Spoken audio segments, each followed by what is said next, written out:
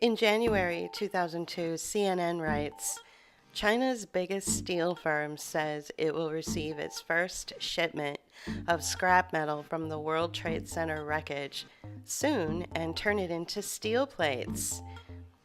How is it that this purchase could so boldly take place just a few short months after the story of the 9/11 incident broke across our news feeds?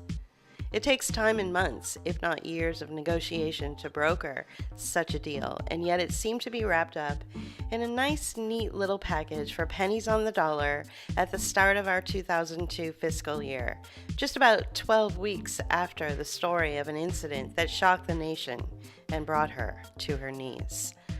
According to the balance, at the time of the deal, the United States owed China around $1.07 trillion. In 2018, I recorded an 11-minute audio titled Thucydides' Trap, reminding people that this debt would eventually have to be paid. I speculated over 20 years ago, and continue to hold this opinion today, that the debt to China would be put on pause right around September 11th, 2001, because what kind of monster would China be to demand repayment of the $1.07 trillion debt after our soil had just been attacked and we needed to put all our efforts and money toward our military strength and Middle East operations which of course lasted for over 2 decades. What a way to get out of debt, start a war, or as in the United States case, many wars. When the national emergency was first declared on March 13, 2020, myself and many analysts were looking at this from the angle of a military exercise or an economic coup, and not a health threat at all. We all said the chickens are coming home to roost. There is a debt that needs to be paid. The value of U.S. currency is based in fiat, which is unsustainable, and so there will be shifts in culture and practice, money, technology, how we earn our keep, and even what we are taught in schools. It's an overhaul of society, and U.S. society is the chattel to be bartered in order to pay for this overhaul. I grew up in the San Francisco Bay Area. I grew up not caring that the Chinese American citizens or Chinese students on visas wore masks. In fact, it was hardly noticeable to me. It never registered in my consciousness. I would sit next to them on the bus or talk to them in the break room at work, and it never ever occurred to me that I was talking with someone through a piece of paper over their face. That's how normal it was for me to see. I had no interest in asking them to take it off because I literally didn't notice it. I had some sort of fuzzy notion or understanding in the back of my mind when I thought about it, which was never, that in China certain provinces were heavily polluted. So those people who lived in those areas would wear masks to protect themselves from pollution, or perhaps the local government would announce a leak of some toxin and there would be a health issue, so they would recommend a certain province to wear a mask. And over time, the wearing of masks in China became a social phenomenon. In fact, it's seen in many Asian countries. But the population were never ordered to wear a mask, and it was never a demand. It was always a recommendation. When this practice entered the United States a couple of years ago, I only started to notice the mask wearing among the United States population, and I only had something to say about it because, unlike before, where it had been an Asian cultural practice never imposed on me, suddenly it was imposed on me. Now, a couple of years later, the various transportation agencies in the United States and various corporate offices and venues and art houses and events who were demanding masks if you wanted entrance are now using the harmonious Chinese attitude of mask wearing as a choice. And in the website language for these various American institutions, they recommend a mask, but do not require it. I only give this example to show you the subtleness of how a foreign cultural practice is introduced and ultimately accepted and has the potential to change an established culture. The Defense Production Act is invoked during times when our country is at risk of being invaded, and it was invoked again in August of 2020. It basically officially announces that all means of production and civilian life are in service to the safety of our borders, and everyone must do their part to safely keep our democracy and way of life intact. This subverts and overrides any constitutional protections, in-house rules, or state or autonomous protections that civilians may have. And just a few weeks ago, Vladimir Putin responded to this by invoking the Russian version of the same on July 15th of 2022. Also, please take a look at The Truth, a 15-minute video essay Book of Hours produced in December of 2020. It talks a bit about the Defense Production Act and gives simple explanation. When the DPA was announced in tandem with the ever-renewing national emergency for COVID relief, I wondered quite often why military measures were being used to address something that allegedly amounted to nothing more than seasonal allergies or a common cold. I speculate that the United States resources are being used as leverage to continue to pay off that $1.07 trillion debt to China. In fact, The Hill writes in July of 2022 that the United States' $1.07 trillion debt to China is at an all-time low, and that debt has been paid down to $980 billion.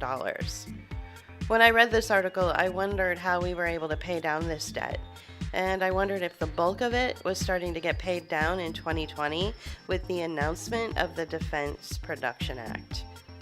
Are we using an enforceable military protocol to pay a debt to China? What other ways might we be able to pay off this exorbitant debt to China? In December of 2020, I wrote a blog piece titled, "China Wins the Bid to Control the Port at Haifa." And in 2019, Trump openly asked why the World Bank loaned China $1 billion. And beginning in 2021, China took over operations to our allies, Israel's port that at the time was docking the U.S. 6th Navy Fleet. Did the U.S. Navy break its long-standing relationship with the port of Haifa, Israel, to allow China to move in and control and manage operations at the port? Was this another way we were able to pay down the debt?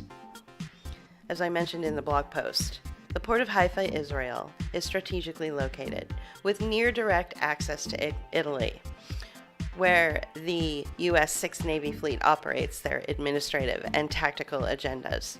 Do you find it a coincidence that within months of China taking over the management at the port of Haifa, that Italy was the first country to announce a virus, causing their entire cruise industry to cease operations, leaving tourists and passengers on cruise lines in stasis until the virus could be identified and controlled?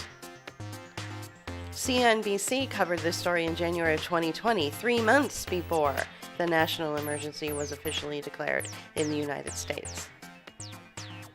With only a few islands to get in the way, I see that the now Chinese-managed operations out of the port of Haifa, Israel, would give their maritime interests access to the Mediterranean Sea, and of course, now that the port is operated by China, as I said, I start to speculate into maritime military exercises and how much they can control the trade.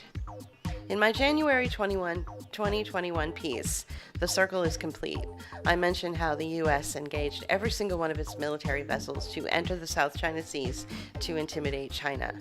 Remember in 2017 how Rex Tillerson, then Secretary of State, was yelling for China to get out of the South China Seas?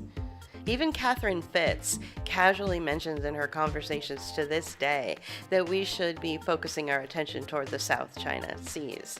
After all, if China controls the waters for trade, then they truly are the dominating global force among nations. The now $980 billion debt the U.S. owes to China must certainly be the guiding influence that caused cataclysmic storms to our way of life, Some speculate that the merge of Chinese-based Fosun Pharmaceuticals with Pfizer-BioNTech and its voracious rollout of the COVID vaccine in Western society has caused untold death and disability to our own citizens. This business venture, of course, helped to pay down the debt that some say Americans are paying with their very lives and health, and now Fosun Pharmaceutical leads the Fusion Innovation Hub with offices based in Princeton, New Jersey, and Boston, Massachusetts. But when I read Chuck Grassley's August 2019 memo raising concern over the Obama administration's approval of U.S. tech company joint sales to Chinese government and investment firms linked to the Biden and Kerry families, something wasn't sitting right. As I mentioned in my January 2021 short piece titled "The Circle is Complete," I highlighted the piece from PJ Media, which discusses how it was that Biden and Kerry went soft on China as their own sons were brokering deals with Chinese military and tech companies.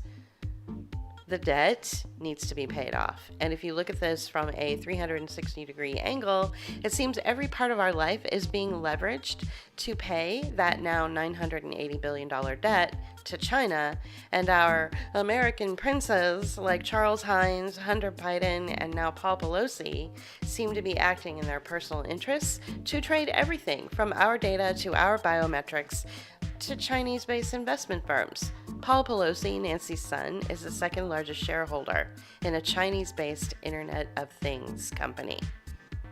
Not to get too far off track, but John Kerry is no slouch to Chinese funding projects either. It was alleged that he unwittingly tried to help a Chinese espionage agent and arms dealer in 1996 in return for campaign contributions for his Senate re-election campaign, according to congressional and other documents, interviews, and photographs. And his heiress wife, Teresa Hines, has millions in Chinese investments. It's only natural for the privileged and wealthy to invest in firms all over the world, I know, and then see large returns on those investments. Okay, but what investments are they? Are these investments with biologics companies meant to be injected into the bodies of others? Are they investments in Chinese-based tech firms doing business with Silicon Valley to roll out platforms that spy on or collect the data and metrics of civilians who have no idea they are being cannibalized for profit? Besides Paul Pelosi, Hunter Biden, Charles Hines, and Teresa Hines, what other influentials with celebrity status are allowed to trade off our biometrics and privacy and health and life with zero oversight? And do these business ventures pay down the exorbitant debt to China that the United States has been running from all this time? I'm going to switch gears a bit and go back to talking about the covert erosion of culture. This is through crafting of narrative that the United States is a crumbling society, and in some ways it's true because our tax dollars aren't being allocated properly in some communities, like mine for instance. But regarding the cultural effect this has, often on social media you will see photos and videos of public transportation systems throughout the larger cities that are falling apart with rusted columns and vermin running through the tracks. And then this image is then compared with the gleaming, perfected, speedy infrastructure that China has spent on their public transportation system. Pop cultural signs that illustrate this can be found in clothing, social media, and car culture.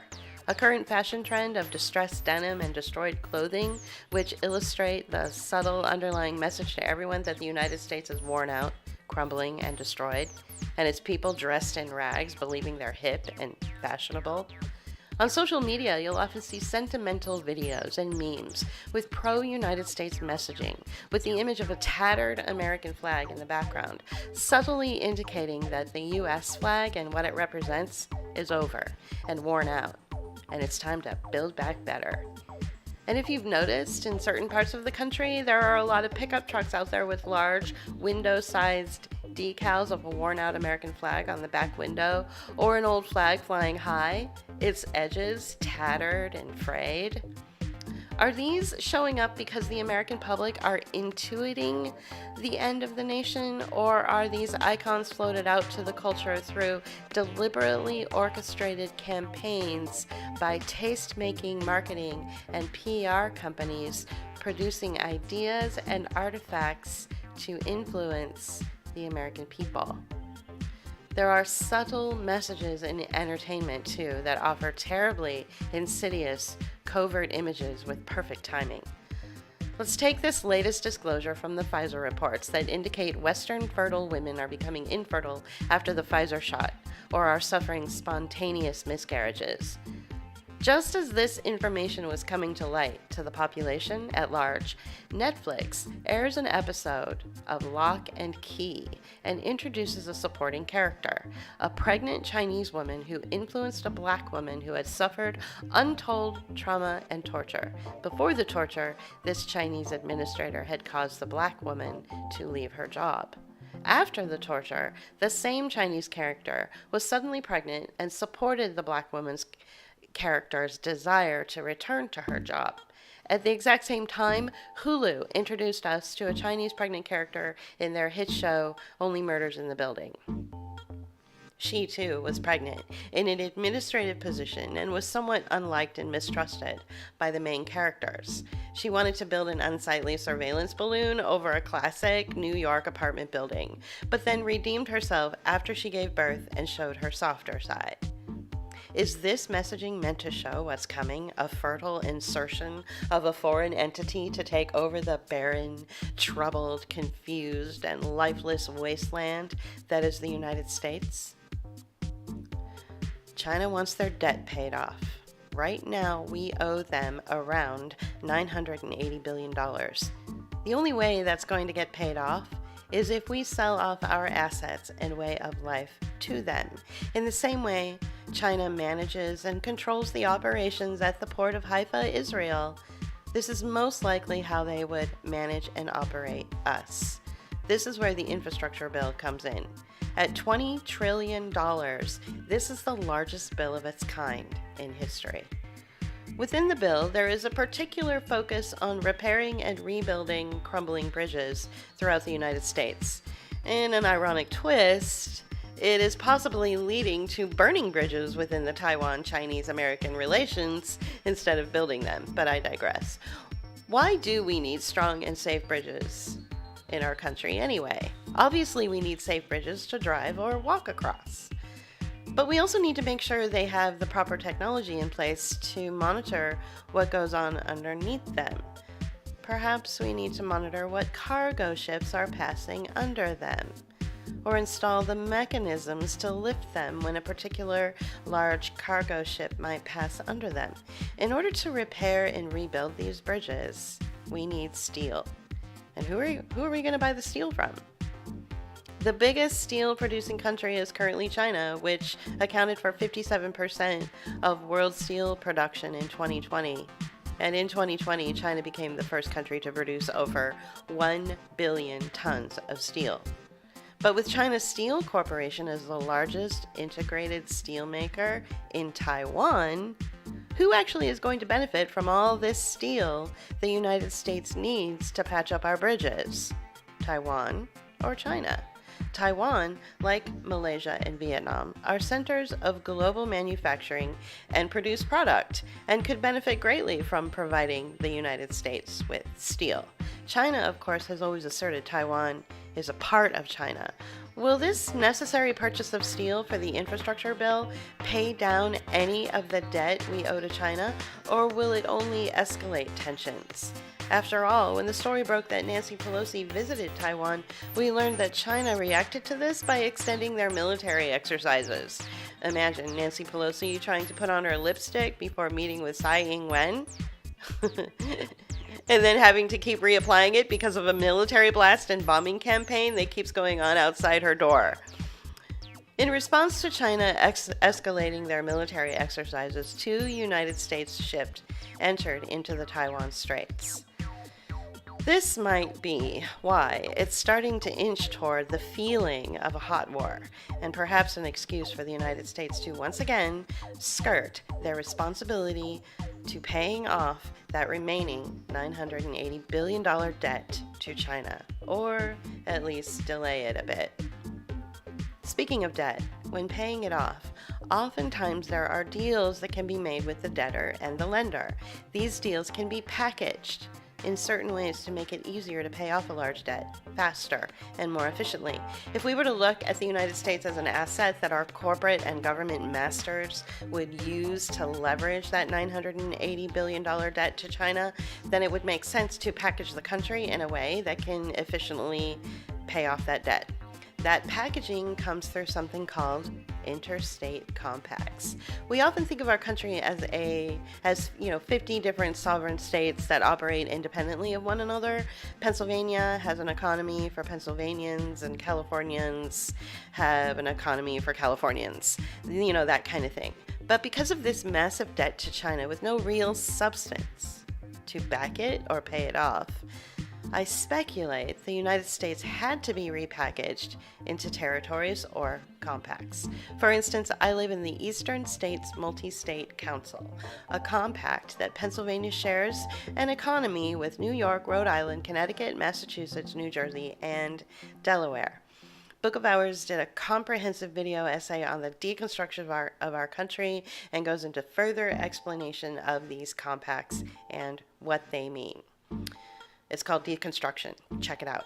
I also imagine that as the state's governors were announcing their COVID emergency plans of lockdown, closure of business, and various other distracting orders, deals were being made with China to manage various portions of these interstate compacts in order to help pay down that $980 billion debt. Years later, as these deals are solidified, and pay-for-performance contracts are being signed, and the interstate compacts are being seized and rezoned, governors eased up on their emergency declarations and stopped renewing the COVID-19 emergency altogether. All but one governor, that is.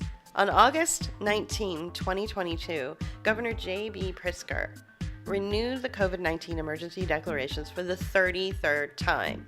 Right now, the state of Illinois is the only state in the country and the only state in the Midwest Regional Governors Pact that is still under the banner of COVID emergency orders. In tandem with Governor Pritzker's extension of the COVID emergency, we also have the U.S. Department of Transportation issuing an emergency for 4 states in the MRGP: Indiana, Illinois, Wisconsin, and Michigan. The claim is that this emergency is declared due to a refinery fire at a BP in Indiana. With Pete Buttigieg, former mayor of South Bend, Indiana, now as Secretary of Transportation, the infrastructure rebuilding, rezoning, and spending will fall directly into his lap. It's only natural he would focus his efforts and the benefits of those efforts to his private and public interests if he focuses on his home region first. Ironically, right about the time that these 4 states, which include Indiana, were placed under emergency orders over an alleged refinery fire, a story of the injuries and death of Dutch soldiers at a shooting outside an Indianapolis hotel hits the headlines. Who were these Dutch soldiers? Why were they at the Department of Defense's largest urban training facility anyway? What sort of operations were they training for? The Muscatatuck Urban Training Center boasts that it offers users a globally unique urban and rural multi-domain operating environment that is recognized as the Department of Defense's largest urban training facility, serving those who work to defend the homeland and win the peace. Muscatatuck is a real city that includes a built physical infrastructure, a well-integrated cyber-physical environment, an electromagnetic effects system, and human elements. Muscatatuck offers realistic, flexible, and affordable training and testing scenarios.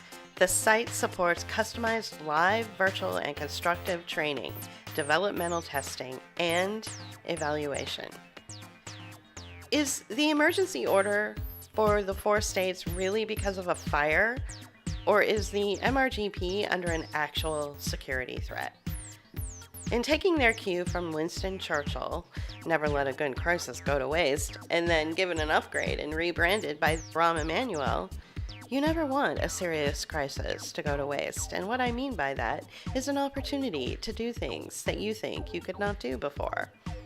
The U.S. Department of Transportation has set its sights on Indiana, Illinois, Wisconsin, and Michigan, and I imagine will seize any opportunity to begin contract negotiations with Chinese tech companies to not only sell and implement geofencing infrastructure using the railway and public transportation patterns and grid patterns of cities like Chicago already in existence, but they will also sell the long-term service contracts to these Chinese companies so that income can continue to be generated.